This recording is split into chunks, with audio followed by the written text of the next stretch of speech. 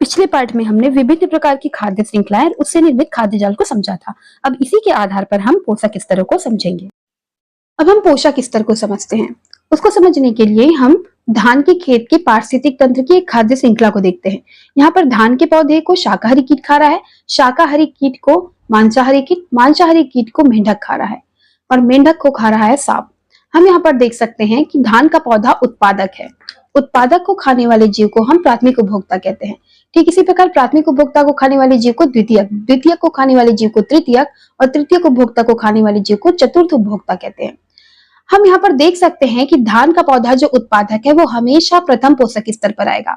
जितनी भी खाद्य श्रृंखला है उसमें उत्पादक जो होते हैं वो हमेशा ही प्रथम पोषक स्तर पर आते हैं। उत्पादक को खाने वाले प्राथमिक उपभोक्ता द्वितीय पोषक स्तर पर आते हैं। प्राथमिक उपभोक्ता को खाने वाले जीव द्वितीय उपभोक्ता कहलाते हैं जो तृतीय पोषक स्तर पर आते हैं। द्वितीय उपभोक्ता को खाने वाले जीव तृतीय उपभोक्ता कहलाते हैं जो चतुर्थ पोषक स्तर पर आते हैं, तथा तृतीय उपभोक्ता को खाने वाले जीव चतुर्थ उपभोक्ता कहलाते हैं जो पंचम पोषक स्तर पर आते हैं। अगर हमारी खाद्य श्रृंखला इससे भी ज्यादा लंबी है तो हमारे पोषक स्तरों की संख्या भी बढ़ती जाएगी। यहाँ पर ध्यान देने वाली बात यह है कि उत्पादक पौधे जो प्रकाश संश्लेषण करके अपने भोजन का निर्माण करते हैं, अर्थात उत्पादक, वो हर प्रकार के पारिस्थितिक तंत्र, हर तरह की खाद्य श्रृंखला में हमेशा प्रथम पोषक स्तर पर आएंगे। इस प्रकार हम देख सकते हैं कि प्रत्येक पोषक स्तर पर जीव भोजन के लिए एक दूसरे पर निर्भर होते हैं। पहले पोषक स्तर वाला जीव भोजन के रूप में अगले आने वाले पोषक स्तर के लिए उपलब्ध होता है। पोषक स्तर। पोषक स्तर पारिस्थितिक तंत्र में ऊर्जा और पदार्थों के स्थानांतरण को दर्शाने का एक तरीका है। यह जीवों को उनके भोजन स्रोत के आधार पर वर्गीकृत करता है और ऊर्जा के स्थानांतरण को दर्शाता है। एनिमल इकोलॉजी पुस्तक में चार्ल्स एल्टन ने 1927 में पहली बार पारिस्थितिक पिरामिड अर्थात इकोलॉजिकल पिरामिड के बारे में बताया कि 3 तरह के होते हैं। एक जीव संख्या का पिरामिड, दूसरा जीव भार का पिरामिड और तीसरा होता है ऊर्जा का पिरामिड। जब किसी खाद्य श्रृंखला में भोजन की उपलब्धता जीवों की संख्या के आधार पर होती है और उस प्रकार से जो पिरामिड बनाया जाता है वो कहलाता है जीव संख्या का पिरामिड। उपरोक्त उदाहरण में हम देख सकते हैं कि किसी धान के खेत की खाद्य श्रृंखला में धान के पौधे जो कि उत्पादक होते हैं प्रथम पोषक स्तर पर है, इनकी संख्या लगभग 1 लाख है। उनको खाने वाले चूहों की संख्या 1000 है जो कि द्वितीय पोषक स्तर पर है। चूहों को खाने वाले जीव सांप है जिनकी संख्या 50 है जो तृतीय पोषक स्तर पर है। ठीक इसी प्रकार सांप को खाने वाले बाज की संख्या 5 है जो कि चतुर्थ पोषक स्तर पर है। हम देखते हैं कि धान के खेत की जीव संख्या पिरामिड में आधार चौड़ा है। आधार का चौड़ा होना यह दर्शाता है कि प्रथम पोषक स्तर पर जीवों की संख्या अधिक है, जबकि शीर्ष पर जो जीव होता है उनकी संख्या कम होती है। चार्ल्स एल्टन के अनुसार पिरामिड के जीव संख्या के पिरामिड में ऐसे जीव होते हैं जो कि साल भर में कम से कम संतान पैदा करते हैं तथा उनकी संख्या कम होती है, जबकि आधार पर ऐसे जीव होते हैं जिनकी संख्या अधिक होती है। अतः हम कह सकते हैं कि पारिस्थितिक तंत्र का ऐसा पिरामिड जिसमें भोजन के रूप में खाद्य श्रृंखला में जीवों की संख्या के आधार पर जीव भोजन के रूप में एक दूसरे पर निर्भर होते हैं, जीव संख्या का पिरामिड कहलाता है। जीव संख्या के पिरामिड में हम एक और पिरामिड देखते हैं, तालाब की जीव संख्या का पिरामिड। उपरोक्त एग्जाम्पल में हम देख सकते हैं कि तालाब के पानी में पाए जाने वाले पौधे जो कि उत्पादक है, इनकी संख्या 9000 है। इनको प्रथम पोषक स्तर पर रखा जाएगा, जबकि पौधे को खाने वाले पौधे के अंतर्गत तालाब के अंदर की घास और शैवाल आ सकते हैं। उसको खाने वाले कीट वर्ग लार्वा या प्यूपा हो सकते हैं जो कि प्राथमिक उपभोक्ता के अंतर्गत आते हैं। उनकी संख्या लगभग 350 है और द्वितीय पोषक स्तर पर आएंगे। ठीक इसी प्रकार प्राथमिक उपभोक्ता को खाने वाले जीव जैसे कि छोटी मछलियां हैं, इनकी संख्या लगभग 100 है और ये द्वितीय उपभोक्ता कहलाएंगे जो कि तृतीय पोषक स्तर पर आएंगे। ठीक इसी तरह छोटी मछली अर्थात द्वितीय उपभोक्ता को खाने वाले जीव जैसे कि बड़ी मछली जिनकी संख्या 20 है वो तृतीय उपभोक्ता कहलाएंगे जो और चतुर्थ पोषक स्तर पर आएंगे। इस प्रकार हम देख सकते हैं कि तालाब की जीव संख्या पिरामिड में भी हमको आधार जो है वो चौड़ा मिलता है और आधार का चौड़ा होना, जैसे कि मैंने बताया है, आधार का चौड़ा होना यह दर्शाता है कि प्रथम पोषक स्तर पर जीवों की संख्या हमेशा ज्यादा रहती है, जबकि शीर्ष पर ऐसे जीव होते हैं जिनकी संख्या कम होती है। जीव संख्या का पिरामिड ऐसा पारिस्थितिक पिरामिड जिसमें खाद्य श्रृंखला के खाने व खाए जाने वाले जीवों की संख्या को पिरामिड के रूप में प्रदर्शित किया जाता है, जीव संख्या का पिरामिड कहलाता है।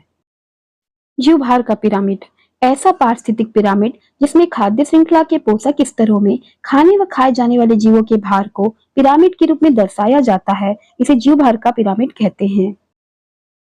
यहाँ जीव भार का तात्पर्य जीवों के उस भार से है जिसमें प्रत्येक पोषक स्तर पर जीव भोजन के रूप में अगले पोषक स्तर के लिए उपलब्ध होते हैं। अर्थात कोई जीव अगले पोषक स्तर वाले जीवों को भोजन की कितनी मात्रा के रूप में उपलब्ध होगा, यही जीव भार का पिरामिड कहलाता है। आगे हम यहाँ पर एग्जाम्पल देखते हैं जीव भार के पिरामिड की। जीव भार के पिरामिड में हम देख सकते हैं जंगल का जीव भार पिरामिड देख सकते हैं, जिसमें जंगल के पेड़ पौधे उत्पादक है जिनका वजन लगभग 15,000 किलोग्राम है। इनको प्रथम पोषक स्तर पर रखा जाएगा, जबकि जंगल के पेड़ पौधे को खाने वाले जीव जो कि प्राथमिक उपभोक्ता कहलाते हैं, जैसे कि हिरन, गिलहरी, शाकाहारी कीट, इनका भार है लगभग 1500 किलोग्राम, जो कि द्वितीय पोषक स्तर पर आएंगे। इनको द्विप्राथमिक उपभोक्ता को खाने वाले जीव लोमड़ी, सियार, जो कि द्वितीय उपभोक्ता के अंतर्गत आएंगे, इनको तृतीय पोषक स्तर पर रखा गया है। इनका भार है, जैविक भार है 150 किलोग्राम।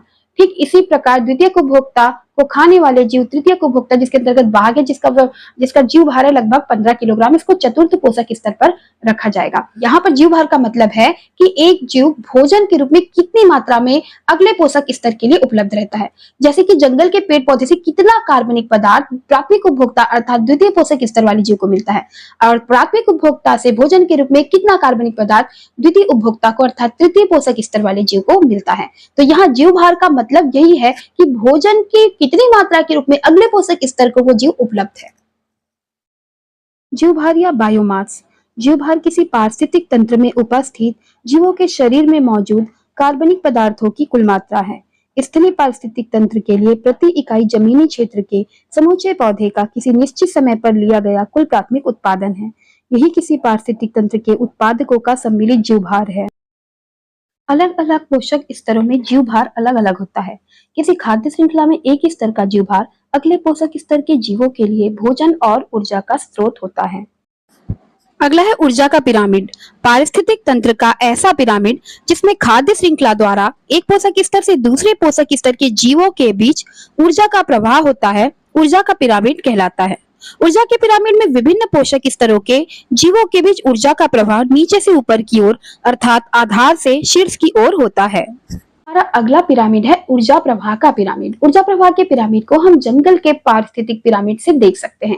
हम यहाँ पर देख सकते हैं जंगल के पेड़ पौधे जो कि प्रथम पोषक स्तर पर आते हैं, उनकी संख्या लगभग 15,000 थी, जबकि द्वितीय पोषक स्तर वाले जीवों की संख्या जो कि जंगल के पेड़ पौधे को खाते हैं उनकी संख्या लगभग 1500 थी।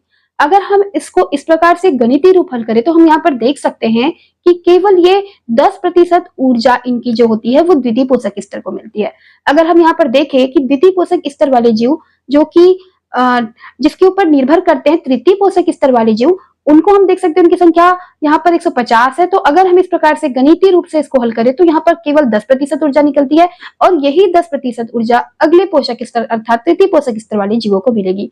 ठीक उसी प्रकार तृतीय पोषक स्तर वाले जीवों की संख्या लगभग 150 थी और चतुर्थ पोषक स्तर में जीवों की संख्या 15 थी। जब हम इनको हल करेंगे तो इसका मान भी लगभग 10% आएगा। यहाँ पर हम देख सकते हैं कि केवल 10% ऊर्जा ही तृतीय पोषक स्तर वाले जीवों को खाने वाले जीव जो कि चतुर्थ पोषक स्तर वाले जीव हैं उनको मिल पाती है। यहाँ पर हम देखते हैं कि ऊर्जा हर बार कट कर केवल 10% ही अगले पोषक स्तर वाले जीव को मिलती है। इसे ही 10% का नियम कहते हैं।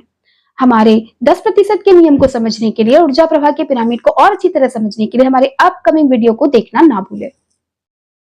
कृपया लाइक करना, शेयर करना, सब्सक्राइब करना ना भूलें। Thank you.